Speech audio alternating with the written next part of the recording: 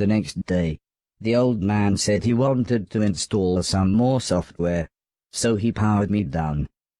When I came to, he said Mr. Silton had a joke for me, and that I should pull his finger. I don't think I got the joke. So the old man powered me down again. This time when I pulled Mr. Silton's finger, I got the joke. But it wasn't very funny. The old man then explained that he had installed a special chip which allowed me to clean away anything that was broken. He said it also tells me how many things are nearby, and how many smaller things are in a bigger thing. It all sounded very complicated, but he said all I really had to do was pause, and it would bring up all the information I needed. He then said he wanted me to find and clean all of the items in the room. He told me there would be some chains to climb, but that would be nice and easy, as I just had to press up.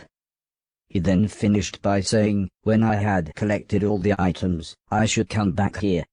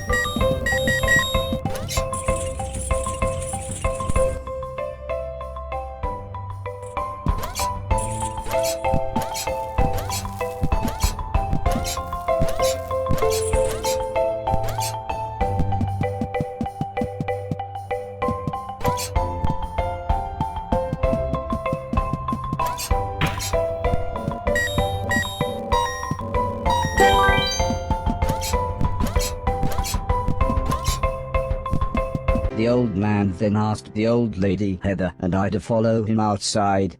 I was happy too, as it was a lovely hot day. The old man said he was worried that Alice had been hoarding again. She had filled up a small barn with old bicycles and newspapers. Heather said this would be a perfect chance to properly test my new powers. The old man thought for a second, then said, using the steptoe chip, I should find and clean at least 300 things. When we explained to Alice what we wanted to do, she seemed scared. But after the old lady kindly explained that, well, the barn was starting to smell, she said it would be okay. One last thing, said the old man. If you want to use a door, just push up.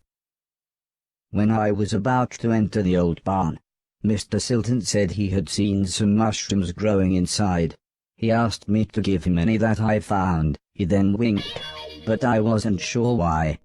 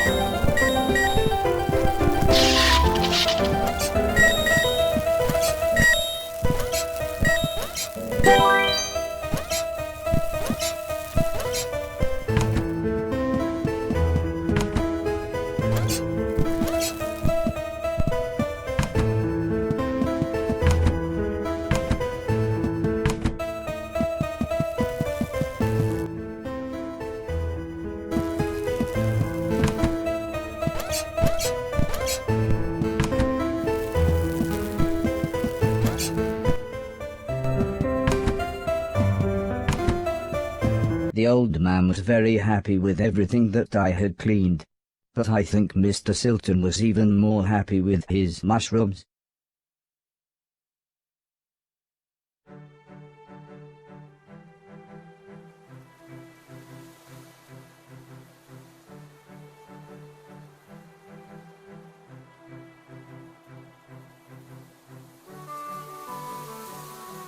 It wasn't the days getting shorter, or the evenings getting colder.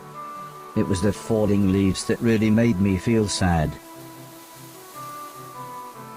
As we watched the trees blowing in the breeze, the old lady said, "The leaves must fall before the blossom comes." She had already explained the seasons to me, so for once, I actually understood. But it didn't make me feel any better. The old lady obviously had enough of my moping, and said, "Right, next week we're going to have a party." For some reason she insisted that we were all going to wear costumes. Heather was very excited and said, "I've got some perfect ideas."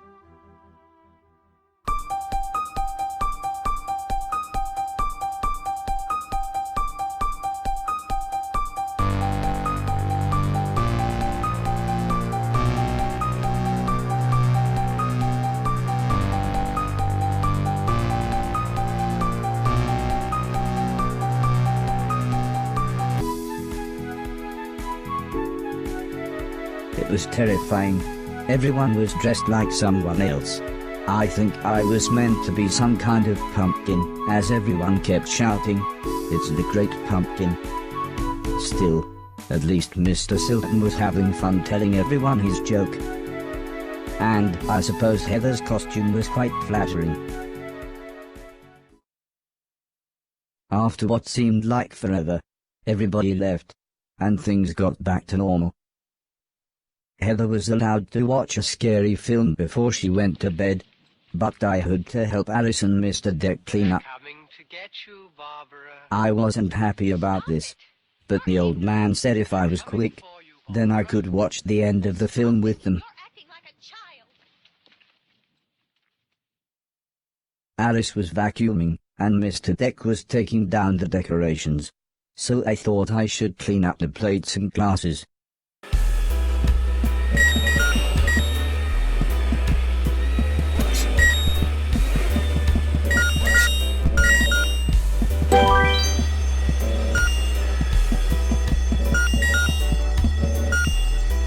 The ear-splitting sound was the fire alarm. As usual, Mr. Deck blamed Mr. Silton, saying he was probably smoking one of his jazz cigarettes. But then the professor appeared. He said that there was something burning in the kitchen. Alice looked confused, saying that she hadn't cooked anything since the morning. We were all surprised when Mr. Deck opened the oven. Inside was a large black cloak and a slightly burnt pair of men's underwear. Suddenly the old lady burst in. She looked terrified. She kept shouting, "There's someone on the roof." When we went outside, it slowly became obvious that it was Mr. Silton. He was completely naked and playing his guitar. He shouted down, "When I finish this song, I'm going to fly." The old lady said, "Oh my God, I know this one, there's only about 30 seconds left."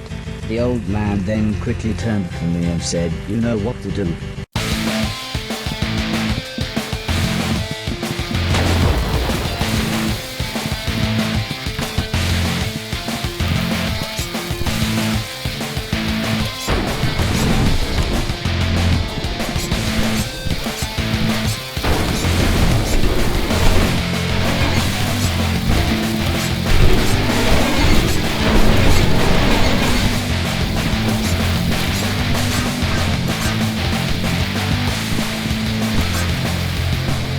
By the time I had made it up to the roof, Mr. Silton was beside the edge. I tried to calm him down, but he was acting even more bizarre than usual.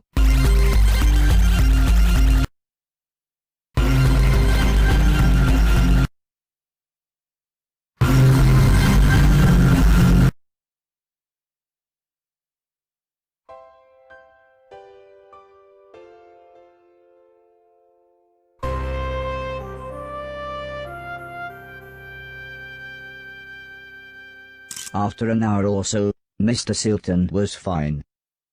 He said he had eaten some bad magic mushrooms. Part of me wondered why he hadn't doubled in size.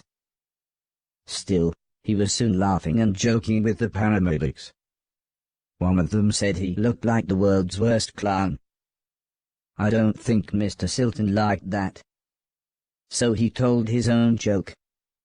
But that just made the other paramedic call him Marshmallow Marceau. I don't think he liked that either, but at least he was still in one piece.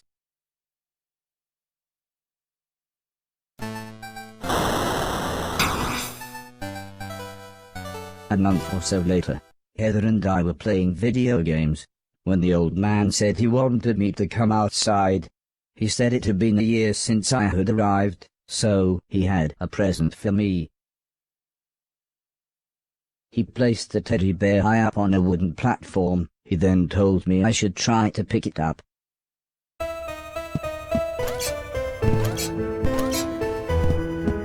Try as I might, I couldn't reach the teddy bear. However, I still don't understand what happened next.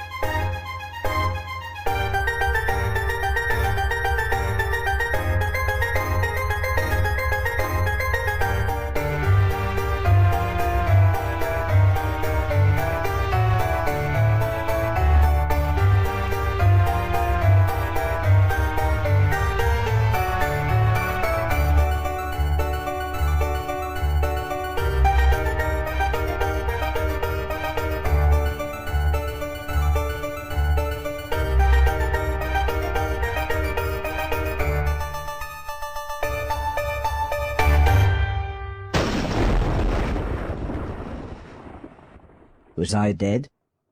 Was this heaven? It sort of looked like the basement bathroom. It was the shoes the old man was going to give me. I thought I might as well put them on. They were just the right size. The old man's hat fit me pretty good as well. I'm sure he wouldn't mind if I wore it. Amazingly, the shoes allowed me to defy gravity. Or maybe it was the hat.